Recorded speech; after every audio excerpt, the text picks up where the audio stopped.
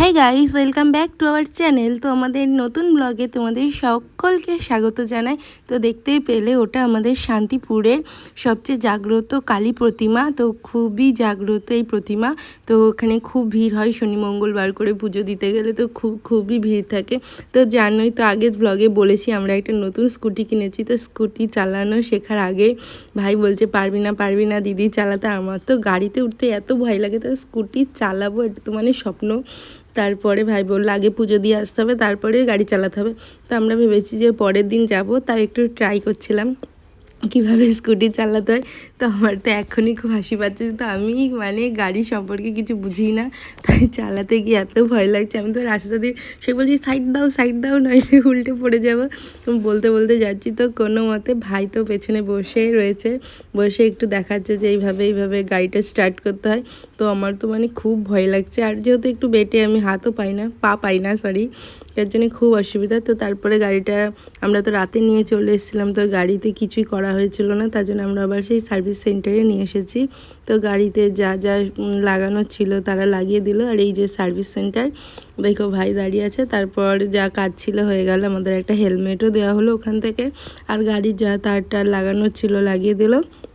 সেখান থেকে বেরিয়ে আমরা সোজা চলে এসেছি আমাদের এখানে বাইপাস পেট্রোল পাম্পে। তো সেখান থেকে পেট্রোল ভরে আমরা এবার যাব পুজো দিতে। তো এই যে মা ভাই আমি স্নান করে বেরিয়ে পড়েছি পুজো দেওয়ার উদ্দেশ্যে। তারপরে দেখো এই মন্দিরের কাছে চলে এসেছি। তো মা বলছে দাঁড়া ফুলগুলো আগে ঠিক করে নিই, বাড়ির থেকে তো গাড়িতে এসেছি, তাই ফুল এরকমভাবে নিলে উড়ে যেত রাস্তায়, ওর জন্য বাটা নিয়ে এসেছে। এখন ফুলগুলো গুছিয়ে নিলাম। এই যে আমরা তিনজনই চলে এসেছি। তো আমি এমনই ভালো করে ফোনটাও ধরতে পারি না। তারপরে যে মা দাঁড়িয়ে আছে, বলছে মিষ্টি নিতে হবে। তারপরে আমরা একটু মিষ্টি নিয়ে নিলাম। এখানে তো খুব ভিড় ছিল পুজোর এখানে। তারপরে আমরা আস্তে আস্তে চলে আসলাম পুজো দিতে। এই যে আমাদের মা খুবই জাগ্রত একটি কালী মা। তো হচ্ছে মানে ওখানে সবাই আসে অনেক পুজো দিতে, সবার মনের ইচ্ছে পূরণ হয়। তো আমরা গাড়িটাকে পুজো দিতে এসেছি যাতে গাড়িটা নিয়ে আমাদের কোনো দুর্ঘটনা না হয়, তাই না? তার জন্যই তো গাড়িটাকে পুজো দেওয়া হয়। তারপরে এই যে ঠাকুরমশাই খুব সুন্দর করে আমাদের গাড়িটাকে পুজো করে দিল। আর অনেক সময় ধরে পুজো দিয়েছিল, প্রায় আধা ঘন্টা ধরে। তো অতটা তো ভিডিওতে দেখানো যায় না, তারপর একটু দেখালাম।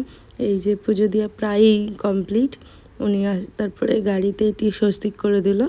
তারপর আমাদেরকে একটু মন্ত্র দিয়ে দিল, ফুল টুল দিয়ে দিল আমাদের গায়েও। তো খুব ভালোই লাগছিলো। তারপর ভাইকে বললো যে গাড়িতে মালাটা পরিয়ে দিতে, ও তো মালাটা পরিয়েই দিল।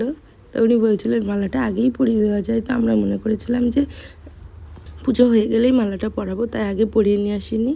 তো উনি বললেন মালা আগেও পরিয়ে দেওয়া যায়, তো এটা জানতাম না। তারপরে ভাই আস্তে আস্তে মালাটা গাড়িতে পরিয়ে দিল। তারপরে এই যে পুজো প্রায় অলমোস্ট কমপ্লিট। উনি একটা গাড়িতে একটা স্বস্তিক চিহ্ন, যাকে শুভ প্রতীক বলা হয়, সেই স্বস্তিক চিহ্নটা গাড়িতে দিয়ে দিলেন। তারপরে গাড়ির পুজো প্রায় অলমোস্ট কমপ্লিটই হয়ে গেল।